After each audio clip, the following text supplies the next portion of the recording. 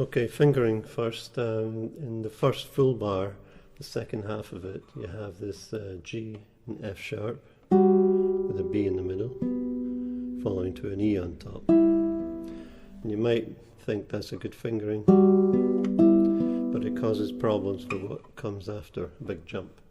So my solution is, so you move, and then it's easy. Moving ahead to where we have a legato, a pull-off. This is in bar 1, 2, 3, 4. The legato's across the beat, so it's going from a weak beat to a strong beat. The legatos usually are strong weak. Yadam, yadam. Okay? So we have a little bit of syncopation. So I like to bring that out with my thumb a little bit.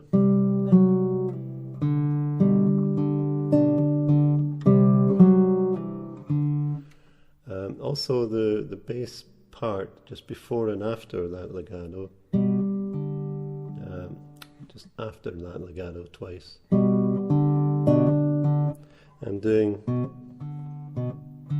trying to get a little oompa oompa, oompa loompas in the bass there.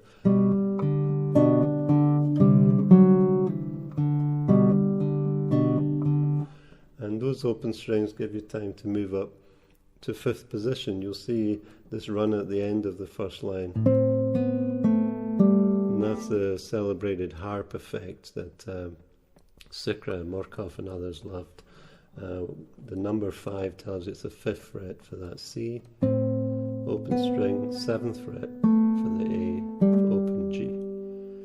And then the first bar of the next line, the C and E, well, the E goes to an F sharp, but if you look very, very closely, it seems to have a slur sign, very faintly. You can see that. So, but sometimes I play it without a slur. And then we've got a 5-1 cadence, which heralds a lot of 5-1s. The second line had a number of different fingerings for this, but then I decided to, what would you play if you were playing block chords? And it became much easier. And then I could see it was a bunch of 5-1s. So it's great for unraveling the fretboard if you're not used to this tuning. Here's how to do dominant tonic chord sequences. We start with a G. Now, although the piece is in G, this G is actually the dominant of C that's coming up. So that's G, there's C, so that's dominant, tonic, and then we have A major, dominant, tonic, that's A to D, and then B major, which is the dominant of E, but here we've got E minor. Of course, we're in the key of G, so E minor is a chord that the composer would like to visit, visiting the relatives, the relative minor. So it's a minor 5-1. The 5 remains the same, but the 1 is different. And then we have a 5-1 from D to G. So this is how you do dominant tonics. You can do it with one finger, and then plucking strings 5, 3, and 1.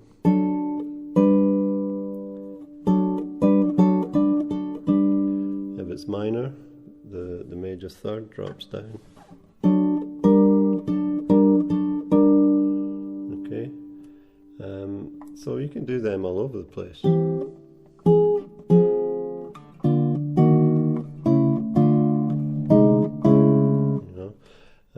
So it's great to know how chord sequences work out in this tuning. That's how I get to know different tunings. I play quite a number of them, and it's knowing where the stock sequences lie on the fretboard, and then you begin to see them in the works, the music, as we're doing here. So 5-1 is really important. It's good to know where all the sequences are, like 4-5-1, well, 2-5-1, 4-5-1, and so on. Or Bach's phone number. This is Bach's phone number. It's 14736251, and that's the cycle of fourths. And if you can work out on the fretboard, well done. That's your homework. Send me the video. 14736251 in the key of C.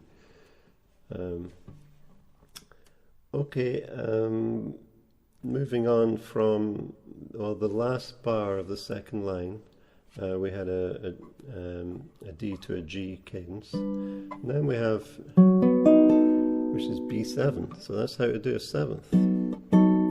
That's B7th, that's C7th. You can see more clearly if I do that. I wouldn't normally play that way, but these fingers are not doing anything. They're sevenths. So we got B7, which is the dominant. Where are we? Of E minor. Right. And then we have a wonderful chord. E7 flat 9, as a jazz musician would call it, and that's a perfectly good name. The E is missing, it's rootless, and it's the dominant of A minor. In a minor key you often get the flat 9, which should be an F sharp, is now an F natural, it's flattened, against the E chord.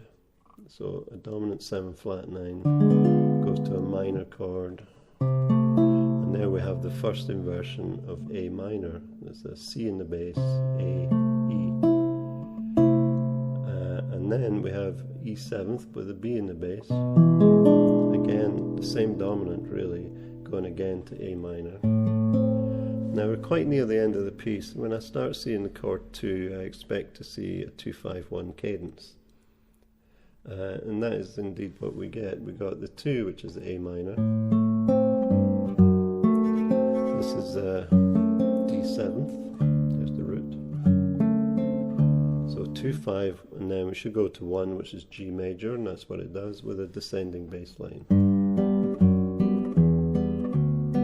And here we have another 2-5-1, but this one brings me back to classes at Napier College, as it was then in Edinburgh, studying harmony with Anna Butterworth, who's one of the best harmony teachers in the world.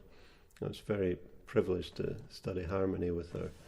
Anyway, this is a 2B7 5-7-1. Anna Butterworth, she used to have that on a necklace. You could read it, 2B7 5-7-1. She was crazy. Okay, in a nice way. So there's the 2B7. It's 2 is A minor. B means the first inversion. So we have a C in the bass. And we have an A and a G as the root and the 7th above it, 2B7. Then the 5 chord, D7. And finally G. So there you go. That's how I analyze works. It helps me to unravel the fretboard, knowing all these chord positions. And you could even go through, I don't know, Neil Young songs or something, just working out basic chords, just to get to know where they lie on the fretboard. So when you're reading music, you can easily see what the composer's up to, and it's not just a bunch of fret positions that somehow make music. There you go.